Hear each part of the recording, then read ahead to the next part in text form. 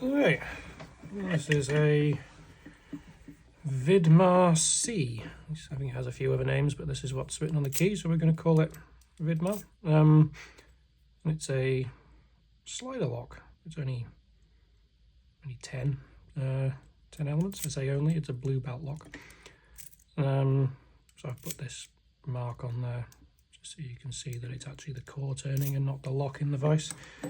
But yeah, this is a blue belt ranked lock with 10 elements, and there is a reason for that. So it's not that difficult, really. It's like it's essentially wafers in there, which I'm going to pick with a slider fork, as this was made for me a long time ago by Gravity Karma on the LPU Discord, which I used for the Ever 3KS for my black belt submission. We're going to use it for this. And we're applying fairly stout tension. You know, nothing too insane, but we want enough to hold those pins in place. And then we just go and start jiggling elements. I think these jiggle really well. They're either binding or not binding. And so we just got a tiny little bit of core movement there, so it does kind of show us that we're making progress. I'm tensioning this with, this is a flat bar out of the Sparrows Black Flag set, the new one, which just so happens to fit in there quite nicely. And this is, I'd say, not particularly difficult, I think. Single pin picking it is probably the hardest way to open this. You can essentially rake each side because it's not, there's no false gates or anything in there to really stop you with that. So once you just put something in there and give them a wiggle, and it should just fall open quite easily. But we're going to do it by single pin picking or single slider sliding, however you want to call it. We've got if you can see it from the camera angle, there we go. We've just got quite a nice bit of core movement. And all this you have to do in a couple of stages, which we get this tiny bit of core movement, which I think it means one side is set, and then we go and work on the other side some more. And kind of similar to the Miwa DS, you get progressive core movement. It's not quite as obvious as the DS, but at least lets you know you're doing something right. There we go. And then we get this kind of quarter turn. So this isn't open. The reason this has happened is because some of these sliders have fallen back under gravity and are now blocking the core rotating. Like, this is not a sprung slider lock. They're just two, I don't even think it's sidebars in here. I think it's just like 10 wafers. So there's nothing to stop those sliders from like falling back into the core.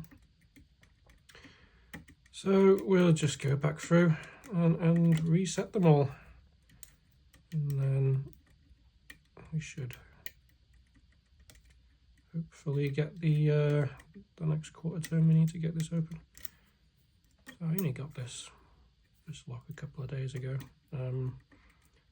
It's already pretty much one of my favourite blue belt locks. Like, it's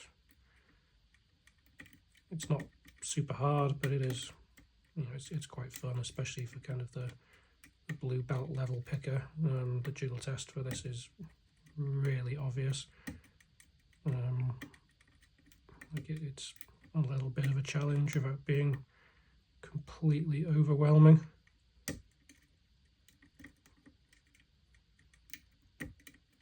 He says, as he fails to find the binding element for this this final slider. Be one of these. I think the hardest part of this would probably be the tool making. I am fairly anti-tool making. So apart from very, very simple tools like file down keys and stuff like that, I just don't make tools. I've managed to beg, borrow and steal everything that I've used, more sophisticated than that. If I can't buy it, I will either not pick the lock, or I'll try and borrow it from somebody who has more patience and ability with tool making than me. For disdainer locks, that frequently becomes crisp picks. This pick, I believe I traded for something. I can't remember what it was. It could have been a multi-pick handle or something along those lines.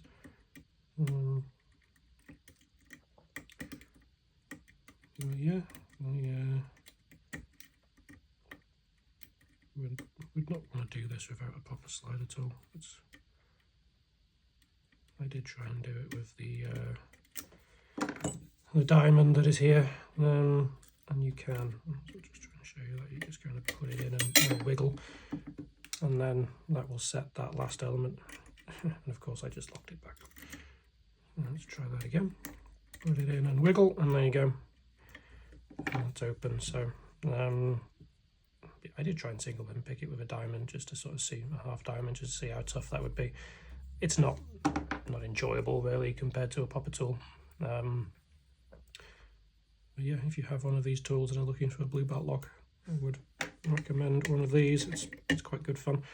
You can see that's open now, and this is not key retaining, so we don't need to pick it back.